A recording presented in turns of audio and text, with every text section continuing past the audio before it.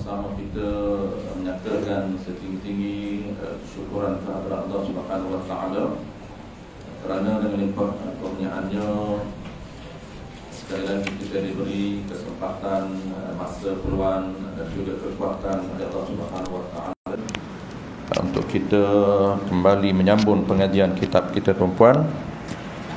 InsyaAllah kita masih lagi dalam perbincangan berkaitan dengan tata cara mengambil wuduk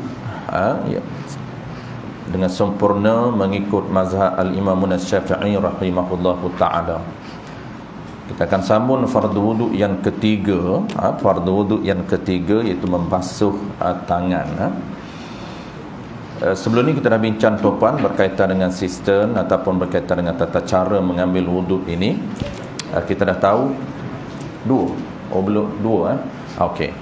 Sebelum ni kita dah bincang berkaitan dengan istilah wuduk itu. Kita tahu apa dia yang dinamakan wuduk dan ada beza dengan fardu wuduk. Jadi wuduk ini dia merujuk satu istilah ini dia merujuk kepada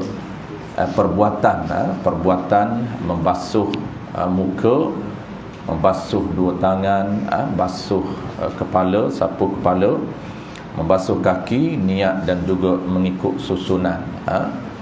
Dinamakan perbuatan tersebut dinamakan wuduk di dalam bahasa syariat.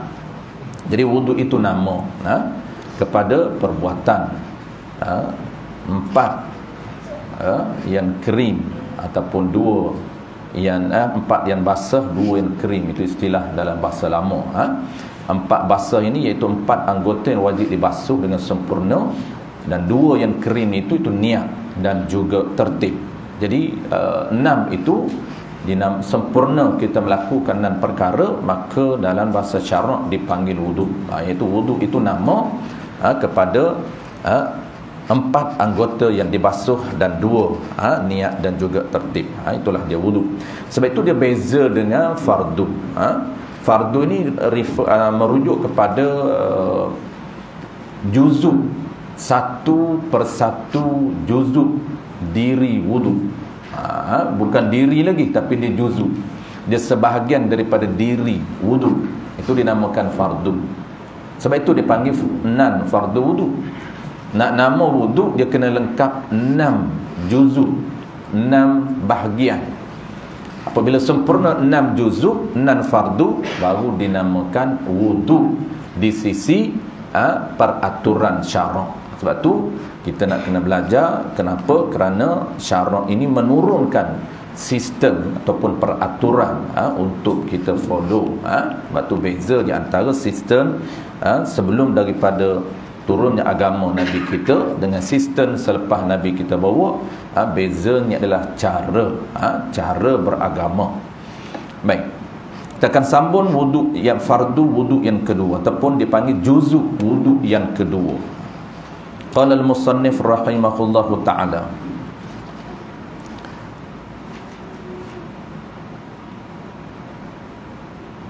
kedua daripada 6 fardu wuduk, kedua daripada 6 fardu wuduk membasuh mukanya.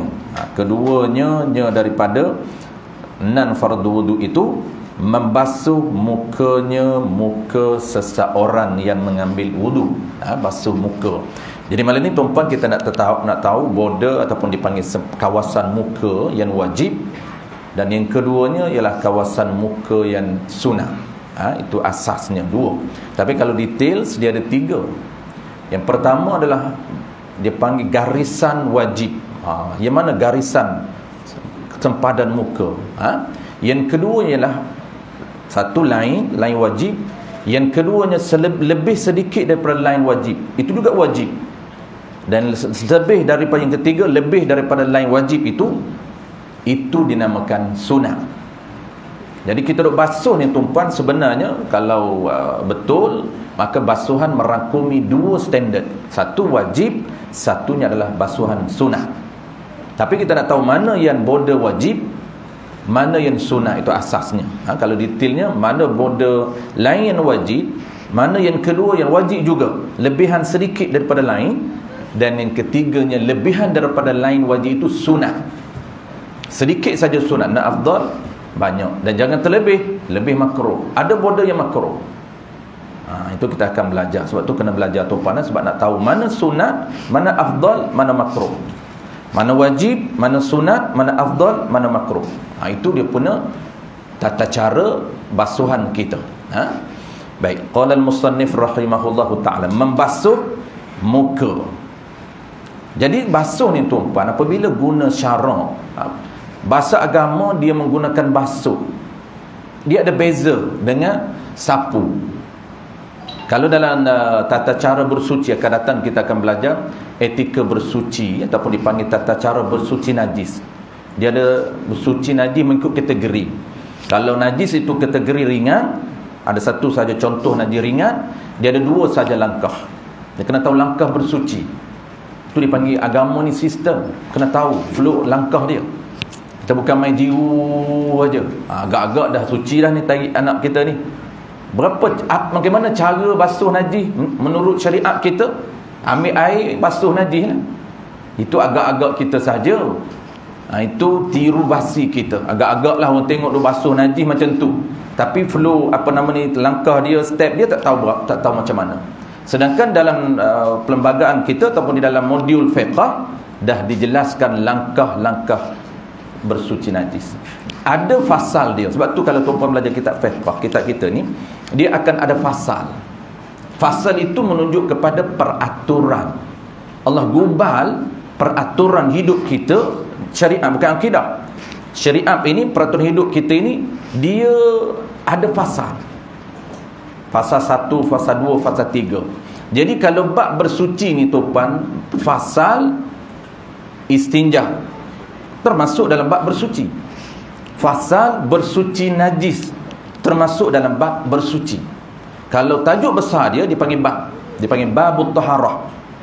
Tajuk besar dia dipanggil babut taharah, iaitu tajuk pada membincangkan tata cara bersuci umum. Apabila sebut bersuci dia umum. Ambil wuduk bersuci, mandi wajib bersuci, tayammum bersuci, basuh najis bersuci. Dia umum. Maka satu orang panggil spesifik itu, maka dipanggil fasal. Kalau umum bab, maka tajuk kecil dalam bahasa kita dipanggil subtopik. Subtopik itu dipanggil fasal. Sebab itu dalam perlembagaan kita bertuan, dipengaruhi oleh bahasa syarak. Sebab tu ada fasal juga. Fasal 1, ceraian 1. Kenapa? Kerana perlembagaan negara kita juga dipengaruhi oleh bahasa syarak.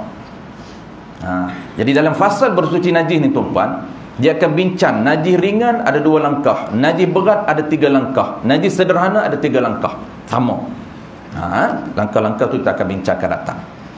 Baik, kita kembali balik kepada membasuh. Dalam bab bersuci najis, langkah contoh tuan, langkah pertama suci najis ringan lain, najis berat lain, najis sederhana lain. Kita ambil contoh najis sederhana. Langkah pertama, buang air najis. Cara nak buang, dia ada 3 teknik dia. Kita akan belajar ke datang. Langkah yang kedua ialah membasuh. Poin yang kita nak bagi tahu tuan, apa beza di antara membasuh dengan menyapu. Kalau dalam bab fasal bersuci najis, dia tak guna sapu, dia guna membasuh dan merencik. Kalau najis ringan, dia 2 langkah. Langkah pertama membuang najis ringan, langkah kedua just merenjis. Cukup. Dia tak wajib basuh. Basuh itu sunat dalam mazhab kita. Yang wajibnya adalah renjis. Dalam bab mengambil wuduk, dia tak guna renjis, dia guna basuh dan sapu. Akan datang sapu kepala, tak guna basuh, tetapi muka basuh, tangan basuh, kaki basuh. Membasuh ni tuan, makna dia apa? Makna membasuh ini disyaratkan mengalir air ataupun bergerak air. Kalau renjis air statik, tak dinamakan basuh. Itu beza basuh dan renjis ataupun rencik ataupun sapu. Kalau kita sapu tuan, tangan ada air di tangan kita, lembab-lembab di tangan kita, kita letak sahaja di dahi, di kepala kita, sah. Kenapa? Kerana kepala mazhab Syafi'i tak wajib basuh, just sapu. Sapu air, walaupun air tak bergerak. Air berada pada rambut statik, tak bergerak pun, tak mengalir pun, sah. Kenapa? Kerana sapu. Tetapi muka tak boleh sapu, kena basuh. Nak basuh cara jiruh boleh, nak basuh cara cucur boleh, nak basuh cara selang kepala dalam kolah pun boleh, nak basuh cara letak kepala bawah paip pun boleh. Cara basuh tak menjadi isu, tapi pastikan dinama perbuatan kita itu dinamakan membasuh. Baik, settle. Basuh apa? Membasuh mukanya, muka seseorang. Baik, kita nak tengok sekarang ini pertumpahan hak muka. Kawasan muka. Mana kawasan wajib dan mana kawasan sunat muka. Qala al-musannif rahimahullahu ta'ala, bermula, itu mubtada, bermula had, yakni kawasan panjang muka, daripada, ini mula daripada. Jadi nak cerita tuan-puan, kawasan muka dikira melalui panjang, nisbah panjang, nisbah lebar. Nisbah panjang dan nisbah lebar. Apabila kita tahu dari sudut panjang ukurannya, lebar, maka kita akan tahu dia punya tepi dan tepi kiri ni, kiri kanan tepi kita. Lengkup kita ni, ini paling penting tuan-puan. Paling penting nak tahu lengkup ni mana border yang wajib dan sunat. Memanglah kita duk tonyoh ni, memang kita tonyoh semua dah. Kita nak tahu tonyoh semua kita tu masuk mana sebenarnya yang sunat dan mana sebenarnya border yang wajib. Ya, kita dah basuh, okey dah, cantik dah. Cantik tu anggapan kita, setahu kita dah masuk sunat. Sunat dah sampai ke bawah ni, sunat dah. Sampai ke dagu-dagu pun dah sunat. Tapi kita nak tahu detailsnya, mana bordernya wajib tu. Rekod catatan pahala wajib dan dapat pahala sunat. Baik. Yang wajibnya mula, ini panjang, kita tengok nisbah panjang dulu. Bermula hak panjang. Hak ni iaitu kawasan lah. Bermula kawasan panjang itu mana? Mula daripada tempat tumbuh rambut kepalanya. Dia mula tepat tumbuh rambut kepala. Maksud apa? Maksud normalnya, kebiasaannya dikira tempat tumbuh rambut. Biasa orang kita tempat tumbuh rambut di mana? Walaupun dia memang tak ada rambut, tak apa, dikira tempat tumbuh rambut. Jadi kira tumbuh rambut dia. Kena atas kepala ni, dia ambil atas kepala ni. Sebab dia kata saya tak ada rambut atas kepala ni. Dia ambil atas kepala ni, dah basuh. Itu kepala. Di tempat tumbuh rambut ghalibnya, biasa orang lain, bukan kita. Maka gigi rambut atas ni, gigi rambut atas ni, inilah dia nisbah mula tempat tumbuh rambut. Di sinilah dia panggil mula kawasan muka, nisbah panjang. Okey, di situ mula hingga ke mana? Hingga tempat tumbuh rambut tadi, hingga 2 tulang dagunya. Hingga 2 tulang dagu. Tu nisbah panjang. Lebar belum lagi. Panjang, tarik atas ni, daripada atas tempat tumbuh rambut atas ni. Dari ni atas dari sikit lah. Dari memang muka lah. Atas dari ni, sempadan dari dengan kepala dia panggil. Jadi atas dari ni, maka tarik sampai ke bawah 2 tulang dagu, 2 rahan dagu. Bukan sampai 2 rahan dagu ni, sampai di dagu ni lah. Jadi 2 dahan dagu kita ni, iaitu sampai di dagu. Sampai di dagu kita. Maka di 2 tulang di sini, ni 2 tulang sampai di sini. Ini muka. Jadi bawah ni bukanlah, ni tengkuk dah. Sebab tu orang perempuan apabila dia etika menutup aurah, orang perempuan yang dia boleh buka muka sahaja, dia kena tahu macam mana cara nak tutup aurah, nak pakai telekung. Sebab apa? Sebab bagi nampak muka je yang boleh dibenarkan, muka dengan 2 tangan. Yang lain haram dibuka. Kenapa? Kerana itu peraturannya, dipanggil aurah. Ma yajibu satruhu wa ma yahrumu nazrahu. Tu dia panggil aurah. Kawasan wajib dikatup, Kawasan apa? Selain daripada muka. Muka boleh. Maka kena tahu mana muka. Jadi sebab itu di bawah dagu ni tuan-puan wajib katuk bagi orang perempuan. Mudahnya orang perempuan ni mudahnya tengok dia pakai telekung solat. Telekung solat kan dia beli kan siap sampai tutup sini. Bawah ni pun tutup. Kenapa? Kenapa bawah ni bukan muka. Sakat dagu ni je mukanya. Telekung semayan cantik. Tapi telekom dia pergi office, dia buka sampai bawah. Tak tutup pun bawah ni. Ni, dia kacing sini je. Tengkok ni je. Apa ni ni apa ni panggil? Leher je dia tutup. Tapi bawah ni dia tak tutup. Sebab apa dia kacing bawah ni? Dia masuk pin bawah ni. Bawah ni kosong. Itu walaupun 2 inci contoh tuan-tuan, tetap haram. Kenapa? Kerana itu kawasan wajib dikatuk. Tu dia ma yajibu saturhu, kawasan wajib dikatuk. Okey, settle ni sebuah panjang. Panjang mula daripada atas sampai ke bawah, sampai ke 2 talan dagu. Baik, ni sebuah lebar.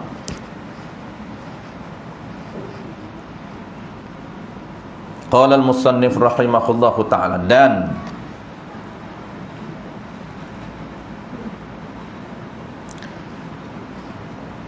dan lebarnya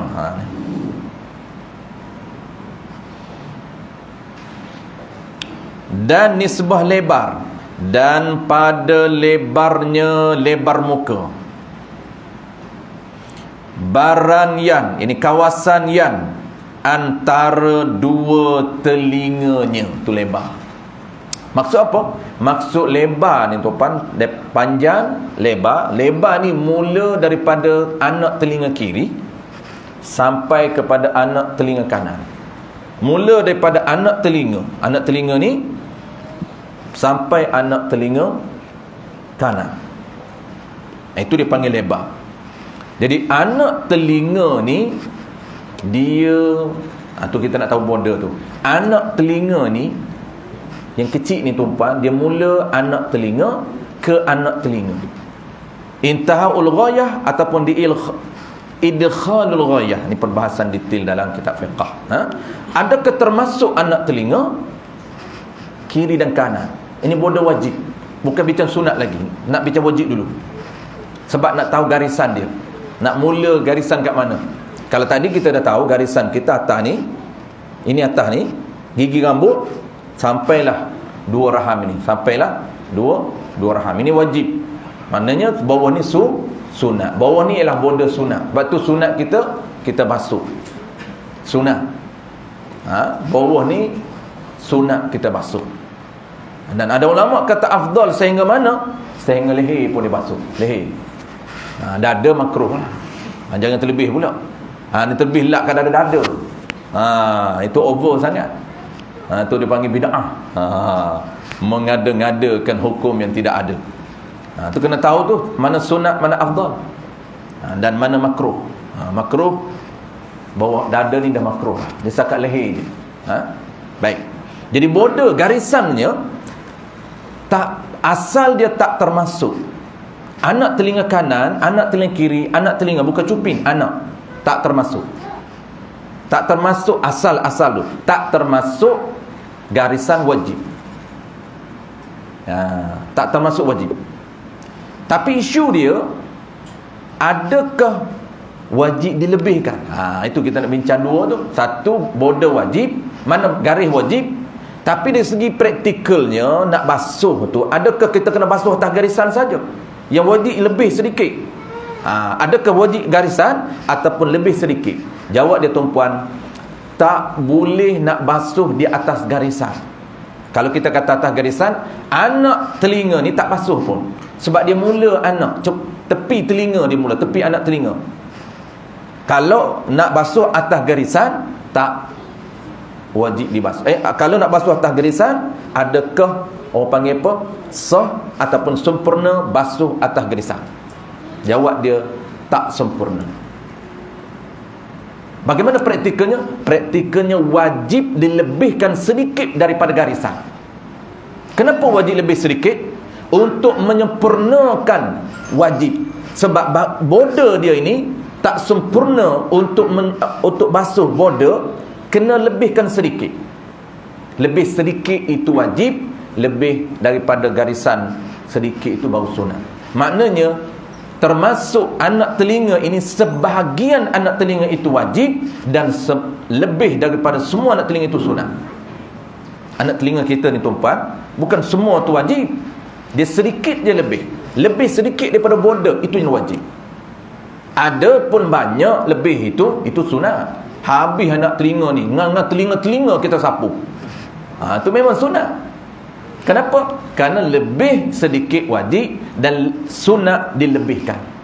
Kenapa dia termasuk kaedah ma la yatimul wajib illa bihi fahuwa wajibun. Ini kaedah masyhur dalam mazhab Syafi'i.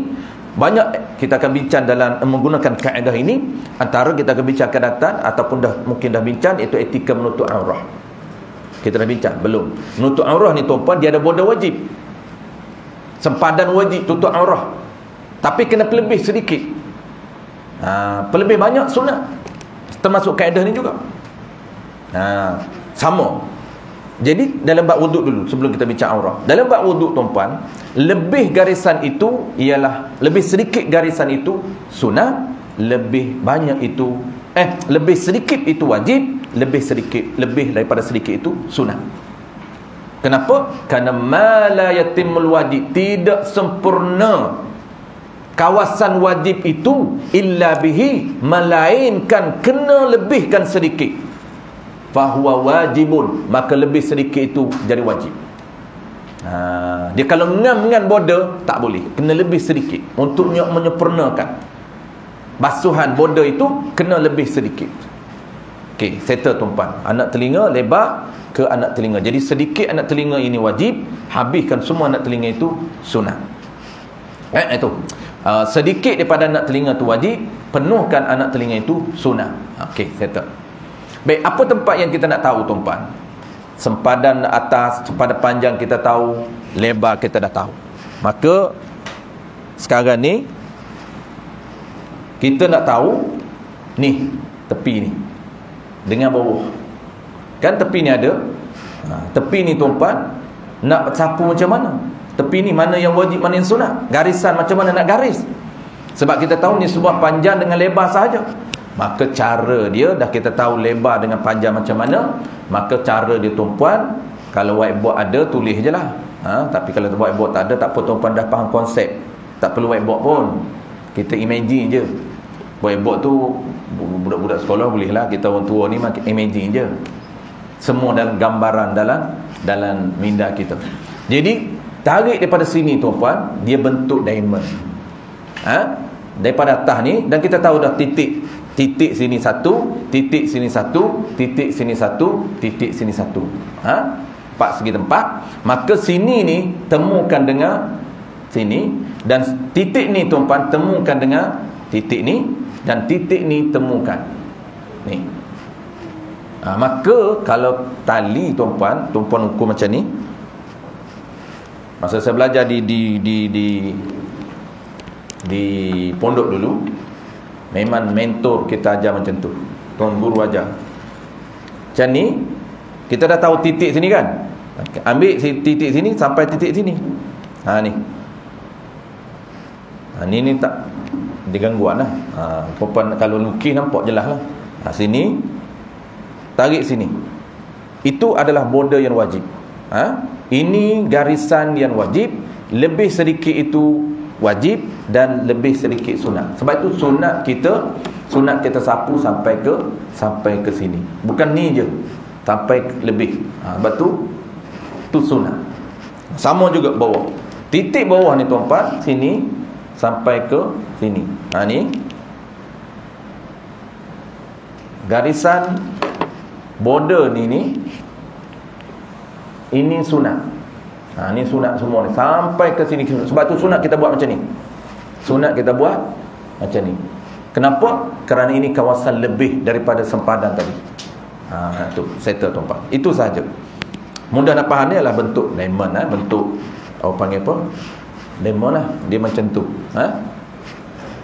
Dia bentuk macam tu. Okey, settle.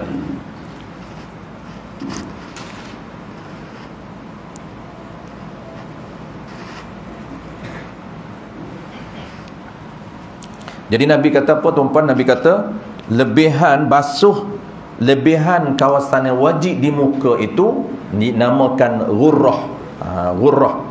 Ghurrah ni pahala dia besar. Ghurrah ni maknanya basuhan yang wajib daripada kawasan muka. Kalau tahjil, basuhan wajib daripada kawasan tangan. Ini dipanggil tahjil. Basuhan yang wajib, basuhan sunat. Basuhan sunat daripada kawasan tangan, kita akan belajar kelihatan tangan, dinamakan tahjil. Ghurrah ni pula basuhan sunat kawasan muka, sampai ke bawah dagu, sampai ke leher, dan atas ni juga sunat. Itu dipanggil ghurrah. Besar pahala ghurrah ni. Sehingga Nabi kata apa? Nabi kata antara syafaat Nabi ni tuan-tuan, dia boleh cam orang yang banyak mengambil wudu di padang mahsyar kelak. Muka ghurrah, muka orang yang banyak mengambil wudu, muka orang yang ada ghurrah dan tahjil, Nabi nampak. Kenapa?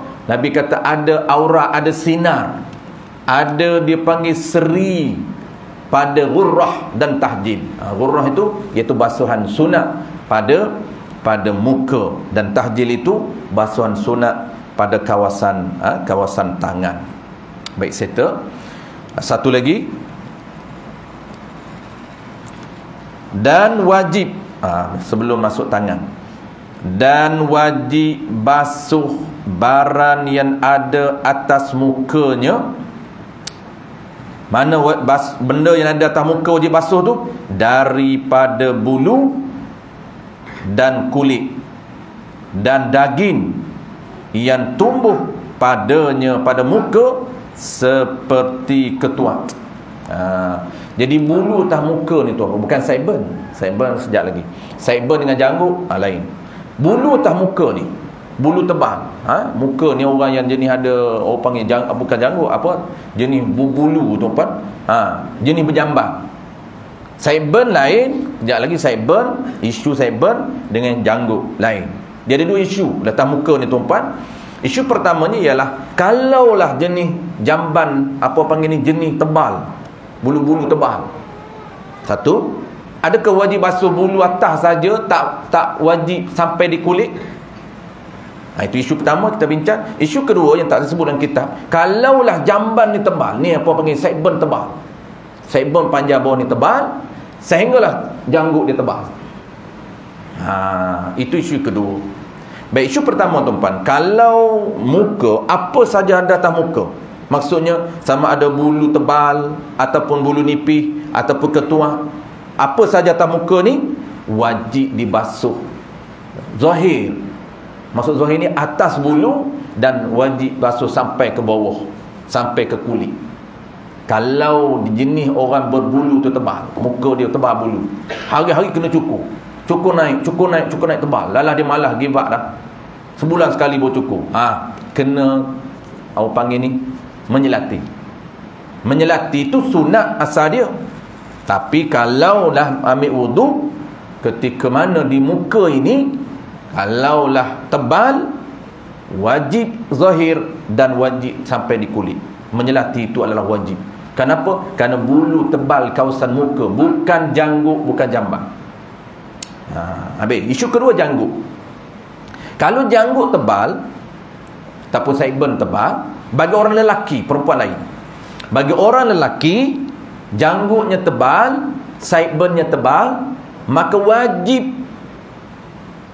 apa? Wajib sampai zahir sahaja. Sunat menyelati sampai di bawah. Kalau nak pahala sunat, buat dua-dua. Buat macam ni. Ni contoh jamban, buat jamban, lepas tu menyelati sampai ni janggut, semua dia tarik janggut dia, kemudian dia selap. Orang yang tebal asalnya wajib sahaja, wajib di atas, tak wajib sampai di bawah. Cuma sunat sampai di bawah. Maksud apa? Bawah kulit. Sampai di kulit lah. Di kitab kita ni dia sebut hingga di bawah. Maksud bawah tu apa? Bawah kulit. Tak boleh kita buat macam ni je kalau nipis lah. Tapi kalau tebal memadai, kita buat macam ni saja. Contoh janggut dia tebal, maka dia ambil wudu sekadar kenakan di apa nama janggut dia saja, di luar saja, zahir saja. Baik, settle. Isu tuan-puan yang kedua, kalau janggut tebal wajib zahir saja, tak wajib sampai di kulit, bahkan sunat sampai di kulit. Kena buat dua-dua lah, pahala sunat. Yang kita buat atas saja, kerana nak dapat dua pahala. Baik, tapi kalau nipis wajib sampai dua-dua, wajib zahir dan wajib juga sampai di batin. Maksud batin ni kulit, tak boleh kalau nipis. Jangan nipis pun kita ambil hukum orang yang tebal, tak boleh. Orang yang tebal sahaja dia sunat menyela-nyelati, memadai atas saja. Tapi kalau nipis wajib janggut dia zahir dan dalam, maknanya wajib dia menyela-nyelati. Tak ada janggut tak jadi bincang lah. Macam saya ni, licin ni, ada janggut, kita bincang ada janggut. Macam mana tebal nipis ni? Sudah tebal nipis, dia kira tebal lah Ustaz, tengok tebal-tebal lah. Mudah. Nipis, nipis lah tu. Kan mudah lah tu. Dia ada ukuran dia. Ukuran indikator, apa nama ni, kayu ukur. Ada syarat meletakkan bagaimana cara nak nilai. Macam mana cara nak nilai? Cara nak nilai, kita berkhitab. Berkhitab di mana kita pandang dia, berhadapan dengan dia. Jangan jauh, dekat. Tu makna khitab tu, dekat. Kita dekat, duk sembang dengan dia dekat, jarak dekat. Kita nampak kulit dia. Janggut dia ni panjang, walaupun panjang sampai ke dada, janggut dia. Tapi nampak kulit, nampak bayang-bayang kulit, imbah-imbah kulit. Maka itu nipis, dipanggil janggut yang jarang, janggut yang nipis. Tapi kalau kita duduk, kita sembang dengan dia, kita tengok janggut dia, tak nampak. Nampak apa? Nampak janggut. Tak nampak pun dalam janggut, tak nampak pun dia punya kulit. Itu tebal. Mudah saja tuan ukuran dia. Suruh orang lain tengok. Kita tengok dia cumi dekat sangat. Tahulah tuan tengok pun tahu dah. Jarang janggut, jarang. Nampak dia punya apa? Nampak dia punya kulit. Itu jarang. Itu nipis. Wajib kena sampai bawah dan juga janggut. Kena luruk janggut dia dan juga kena selap. Itu wajib. Samalah sideburn pun. Baik, settle. Dua isu. Isu yang ketiga, isu luar biasa sedikit. Jangan-jangan ini sebagai info tambahan saja. Disebut di dalam kitab Sabilul Muhtadin dan disebut dalam kitab Furu'ul Masail, disebut juga dalam kitab Sulamus Sibyan, dan banyak kitab-kitab lain lagi tuan. I'anatul Talibin sebut, Bajuri sebut, cuma kitab besar sebut. Apa dia? Isu yang jarang berlaku. Yang ketiga ni, sekiranya orang perempuan, tadi lelaki, janggut perempuan dan sideburn perempuan. Perempuan kan dia sideburn. Kadang-kadang sideburn dia selok naik atas, dia ambil wudu. Itu bahaya. Sebab sideburn dia ni, perempuan wajib dia basuh sideburn. Kalau sideburn dia panjang, wajib dia basuh sideburn dia yang ada kawasan muka dia. Tak ada kawasan muka tak apalah. Sideburn hadut kawasan muka ni. Kalau sideburn dia panjang, dia selok naik atas, tak bukan kawasan muka pun, hadut di muka je lah. Itu sideburn dia. Yang kedua, janggut tebal atau nipis, hukum sama.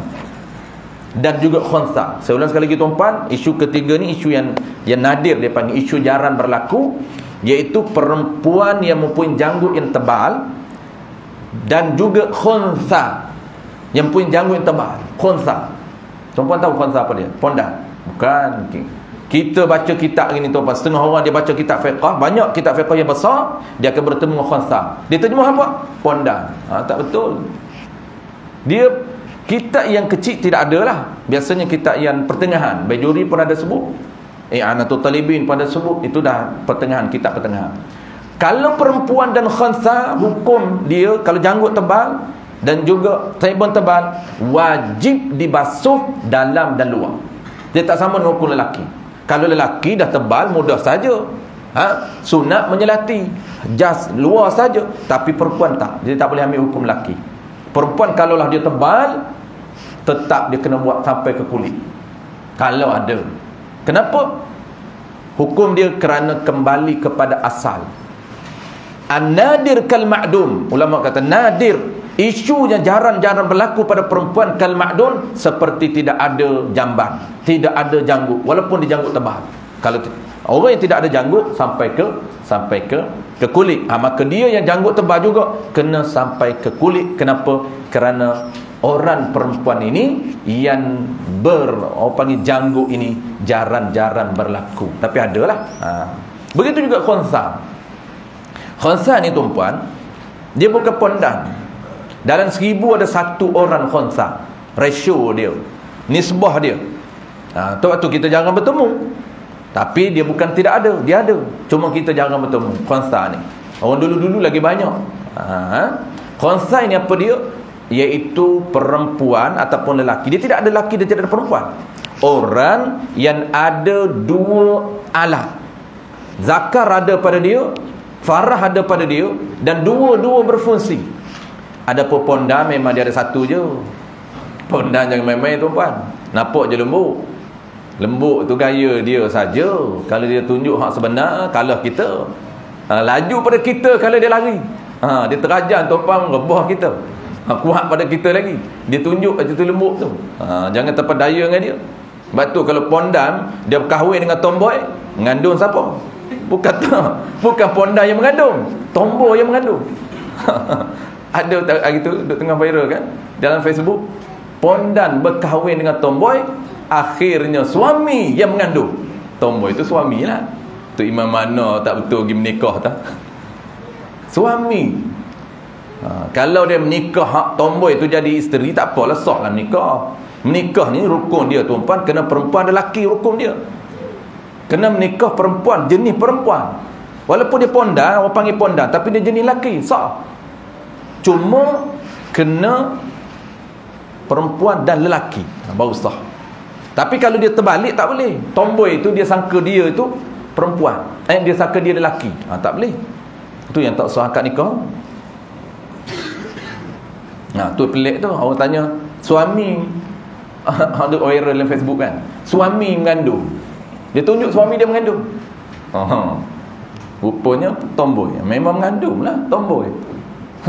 Memang dia tak tahu bahawa bini dia ni, dia tak tahu bahawa bini dia ni jantan. Baru tahu, baru terselah. Walaupun pondan, sebenarnya dia pahlawan, dia gagah perkasa lebih daripada kita lagi. Baru tahu kejantanan sebenar pondan. Buat main dia.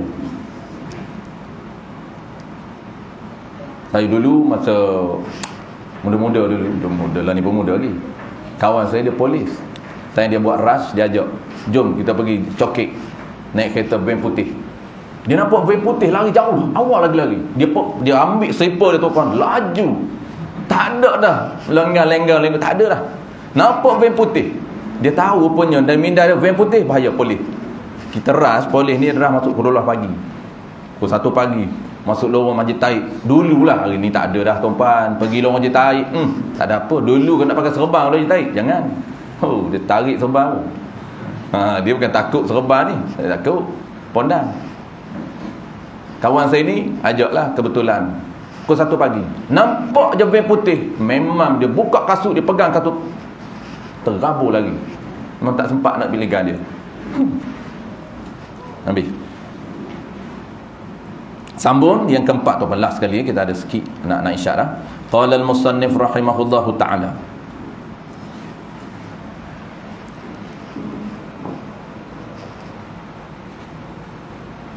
ketiganya daripada 6 fardu wudu. Habis 3 isu tuan-puan dah selesai. Ini yang terakhir, ini mudah saja. Ketiga ni basuh 2 tangan, lebih simple saja daripada muka. Dia tak ada main lebar-lebar, tak ada. Panjang lebar tidak ada. Muka ni dia kena tahu sikit lebar, panjang, sebab kita nak tahu tepi ni. Muka agak complicated sedikit lah, sebab kita nak tahu sebenar garisan tepi ni, garisan wajib lah. Yang sunat kita dah tahu dah, lebih tu memang confirm sunat dah. Mudah, tak tahu border wajib tak apa, lebih tu dah confirm lah itu sunat. Itu muka mudah, lebih complicated sedikit. Tapi kalau tangan dan kepala dia sangat simple. Baik, tengok. Qala al-musannif rahimahullahu ta'ala, dan ketiganya daripada 6 fardu wudu, membasuh 2 tangannya hingga siku keduanya.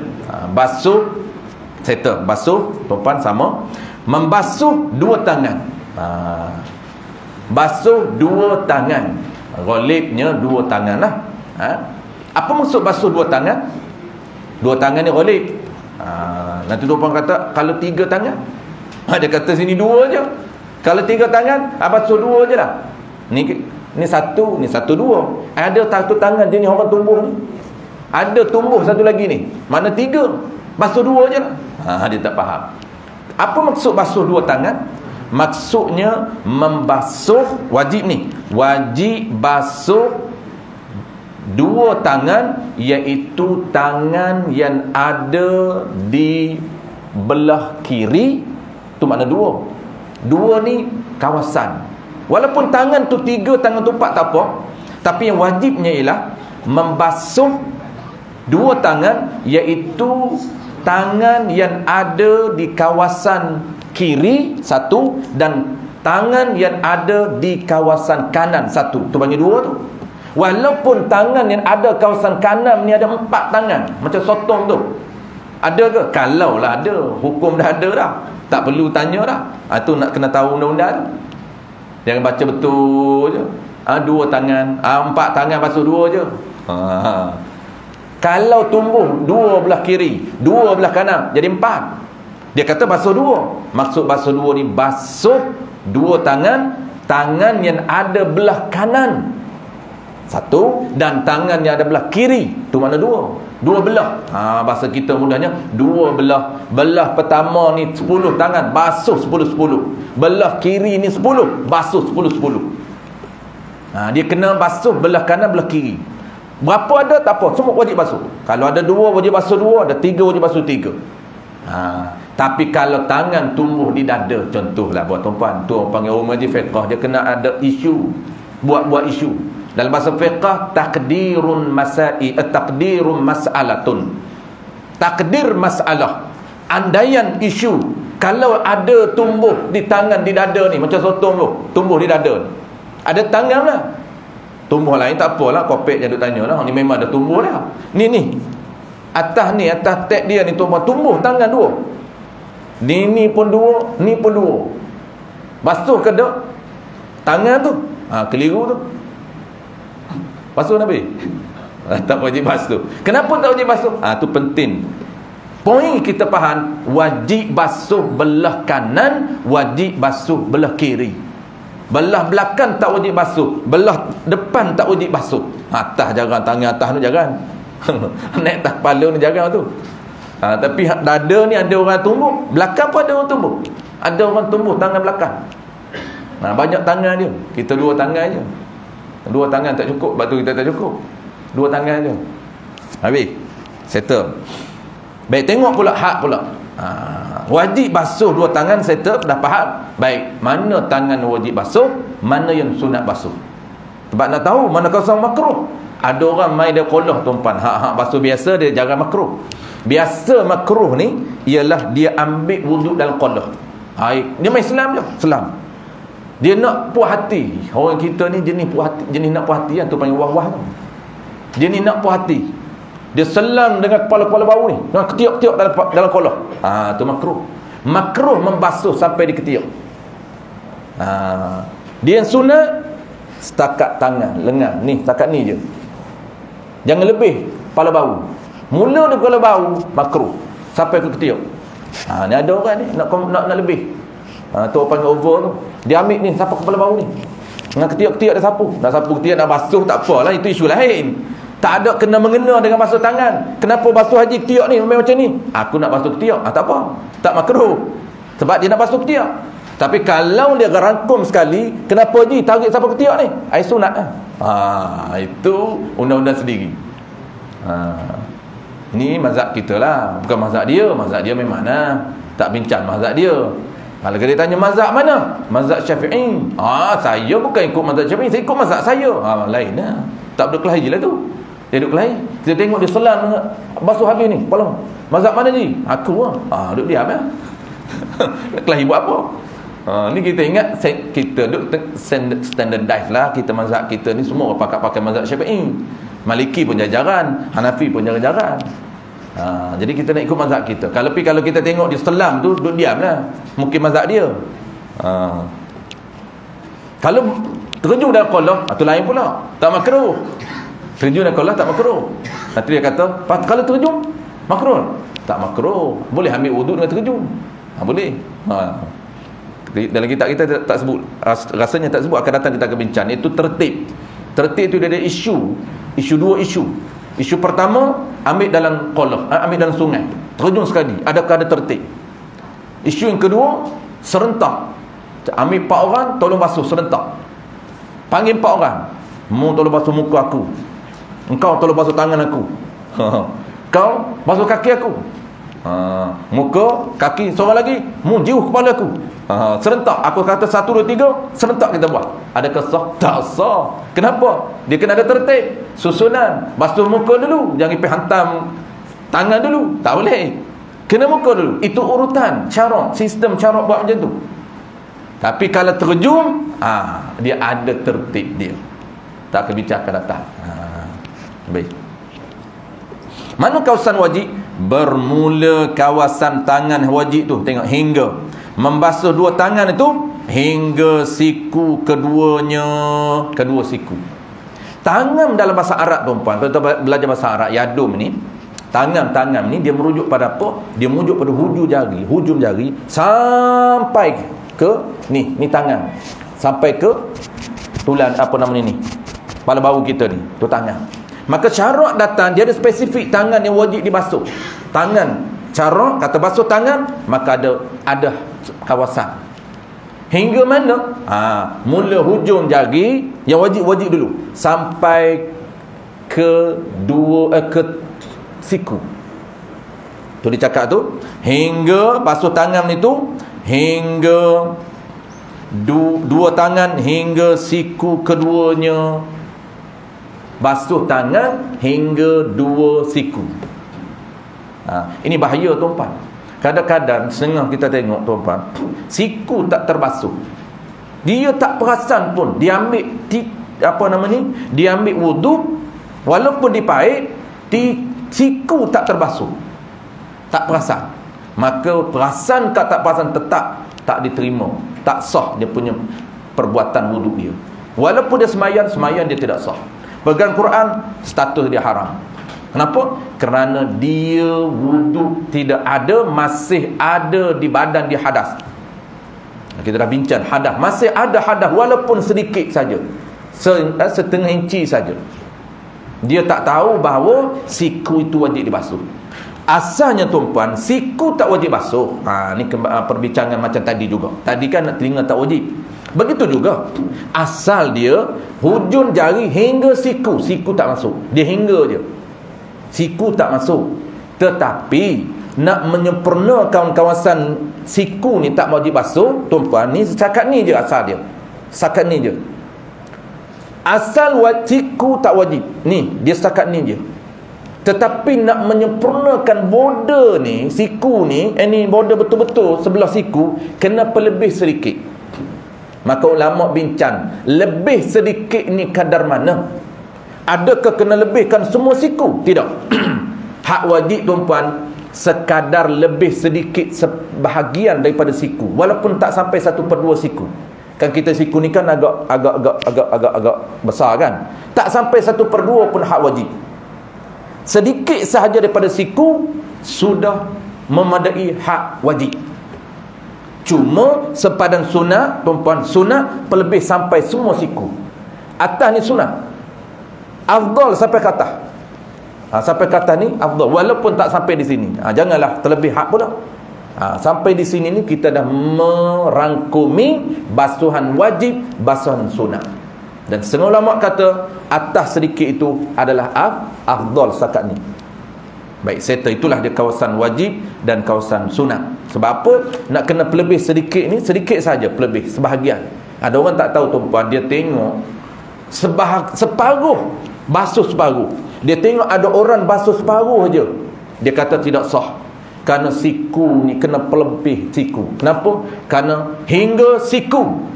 Siku itu termasuk kawasan wajib. Dia tak faham. Hingga itu dipanggil intahaul ghayah, bukan li idkhalul ghayah. Intaha ni makna apa? Maknanya kalau syarak kata mula daripada hingga itu ada hingga yang cover masuk terlebih, ada hingga itu setakat. Itu kena faham dia punya bahasa dia lah. Bahasa syarak kita pun tak faham. Orang yang faham bahasa syarak ni, juru cakap dia adalah para ulama kita. Kerana bahasa syarak adalah bahasa undang-undang. Undang-undang syarak dipanggil. Maka nak faham dia, pengamal undang-undang ialah para ulama kita. Dia tahu kalau hingga ini ada hingga yang setakat tak masuk siku, ada hingga yang masuk siku. Maka isu ni tak masuk siku lah. Cuma kena pelebih sikit untuk menyempurnakan wajib. Ma la yatimul wajib illa bihi fa huwa wajibun. Terpakai kaedah itu. Sebab itu kalau tuan-puan tengok orang basuh separuh, jangan komplain, sah. Kenapa? Itu memadai dah hak wajib. Cuma dia tak lebih sunat saja. Lebih sedikit itu sunat. Bahkan sunat sampai siku. Lebih semua siku sunat, dan afdal atas daripada siku itu afdal. Kita duk buat kan sampai kat ni. Itu adalah merakumi afdal. Kita buat sampai sini, itu merakumi level sunat, level wajib, level sunat, level afdal. Itu tujuan untuk kita pendetailan tuan-puan. Orang panggil apa? Ilmu, supaya praktikal yang orang panggil apa? Yang kita tahu. Apabila kita tahu itu, dia feel dia lain. Habis insya-Allah kita akan sambung. Ada lagi tak? Habis kan?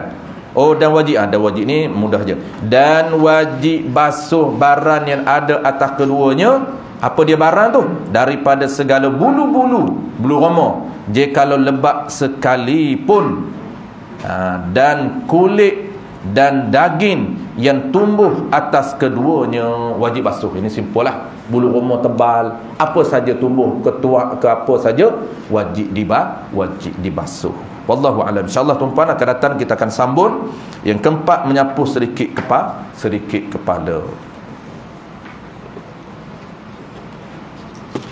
Yang keempat, yang kelima, yang keenam tu dia simple saja. Sedikit iklan tuan-puan. Minggu lepas ada iklan dah, sekali lagi saya iklan, iaitu tentang panggil apa, bengkel ataupun kita panggil workshop Fardu Ain Putrajaya, anjuran pondok kita buat di Putrajaya Presin 9 tuan-puan, di Surau An-Najah. Bagi tuan-puan yang ada kelapangan, setiap hari Ahad minggu kedua dan juga minggu keempat, minggu kedua dan minggu keempat kita buat di Surau An-Najah Presin 9 tuan-puan. 3 kitab kita cover. Semuanya kitab yang kita cover ini adalah kitab asas untuk bantu orang-orang yang baru, untuk orang panggil apa, tak pernah khatam kitab mana-mana lagi, nak mendalami agama, memang dia kena follow bermodul, baru kita pahaman agama kita cantik dan struktur cantik. Dia ada struktur. Kena belajar kitab. Sebab itulah kita nak orang panggil pun untuk nak bagi cantik pahaman agama masyarakat kita buat juga, create juga orang panggil program di Putrajaya itu, walaupun kitab dia asas untuk bantu orang-orang yang orang panggil apa, masyarakat sekitar lah. Antara kitab yang tuan, kitab yang pertama kitab Sulam Sibyah, tebal kitab tu, walaupun asas ataupun sebenarnya kitab tu agak tinggi dan juga pertengah, dia cover orang yang ustaz pun memang mengaji di Kedah kitab tu. Kitab dia tebal, ada 4 jilid, kita baru duduk jilid yang pertama, kitab fiqh ibadat. Yang kedua kita ajar kitab tauhid, nama dia ialah kitab Usuluddin. Nama kitab itu nipis saja, 13 ciri ketuhanan kita fokus. Dan kita yang ketiganya lah kitab panggil apa? Yang ketiga kitab tasawuf. Tasawuf ni tuan-puan kita sedikit. Biasanya basic tasawuf penawar bagi hati. Dia kena tahu penawar bagi hati tu untuk buang penyakit yang haram dalam hati dia. Tapi kita ini kita pilih kita yang atas pada penawar bagi hati, iaitu fokus kepada amalan dia. Bagaimana ikhlas, dia nak ikhlas, bagaimana dia nak yakin dalam diri dia, bagaimana dia nak amalan wirid dia, itu kita akan fokus. Jadi kita buat setiap Ahad minggu kedua dan minggu ketiga. Cuma tuan-puan bezanya, kita cerita teruslah, bezanya ada yuran. Kenapa yuran ni tuan-tuan? Beritahu saya siap. Yuran ini bukan untuk EJK yang bertukul umur, dan juga bukan untuk penceramah. Penceramah pengajar pun free je, kita mengajar percuma, tak dibayar. Dan EJK yang menyedia ni pun percuma, tidak dibayar gaji. Memang berkhidmat untuk agama betul. Tidak ada bayaran langsung. Tapi kita ambil ni tuan-tuan, yuran RM50 sebulan, betul? RM50 sebulan untuk apa? Untuk bantu pondok anak-anak kita. Yang anak-anak kita depan ni tuan-tuan, mereka mengaji ni di Bangi lama, perlu lebih kurang duitnya tak banyak lah, RM6,000 sebulan untuk maintenance, untuk bayaran gaji pelajar, gaji guru, bayaran pondok, sewa pondok dan makan minum. Sebab kita tak ramai, perlu RM6,000. Maka RM6,000 tuan-puan dana daripada mana? Salah satunya daripada tuan-puan semua, kita ambil salah satunya adalah melalui yuran. Jadi yuran tu memang kita minta hebah je, tak perlu niat bayar apa-apa tak. Niat hebah untuk pondok. Yuran itu niat hebah untuk pondok. Nak hebah 50 pun boleh. Kalau tak mampu, kadar yang mampu 40 boleh, 30 boleh. Kalau 100 pun tak ada masalah apa. Jadi tak boleh banyak, tak boleh sikit, tak apa tuan-tuan, bagilah banyak. Itu je. Wallahu a'lam. Ni pun bulan kita, pondok kita tuan-tuan, kita tak kutip setiap bulan, tak ada. Tak adalah setiap bulan kita buat tabung, tak ada. Biasanya tuan-tuan setahun sekali kita kutip. Tahun lepas kita pernah kutip sekali, lancar kali. Ada tahun ni juga kita lancar. Ni bulan ni tengah kita duk lancar tuan-tuan. Bagi tuan-tuan yang ada kelebihan duit, nak bantu, nak dapat pahala orang mengaji, dia panggil. Pahala kita mengaji juga dapat pahala, tapi pahala anak-anak duk mengaji pagi sampai malam ni, mereka banyak lagi pahala mengaji sampai malam. Kita nak tumpan pahala tu, maka kita sumbang. Dengan niat apa? Niat hebah aku ini, mudah-mudahan aku dapat pahala orang yang mengaji. Tu dia panggil support orang yang mengaji. Dan mereka ni tuan-tuan, kita akan dapat passive income, dapat pahala passive. Kenapa? Dengan sebab kita support mereka makan, minum dan tempat tinggal, mereka keluar, mereka mengajar. Bayangkan mereka mengajar masyarakat amal, mereka mengajar, pahala tetap dapat pada kita. Tu dia panggil pahala bertingkat-tingkat sampailah kiamat. Ini ya ulama kejar pahala pasif melalui ilmu. Dia sendiri mengajar, anak murid dia, dan dia juga offer untuk orang lain support. Itu para ulama kita. Wallahu a'lam. Bismillahirrahmanirrahim. Alhamdulillahirabbil alamin. Wassalatu wassalamu ala asyrafil anbiya'i wal mursalin wa ala alihi wa ashabihi ajma'in. Allahumma faqihna fid din wa 'allimna ta'wil wa ja'alna minal ulama'il 'amilin wa ja'alna minal mukhlisin. Wa sallallahu ala sayyidina Muhammadin wa ala alihi wa baraka wa sallam. Walhamdulillahi rabbil alamin.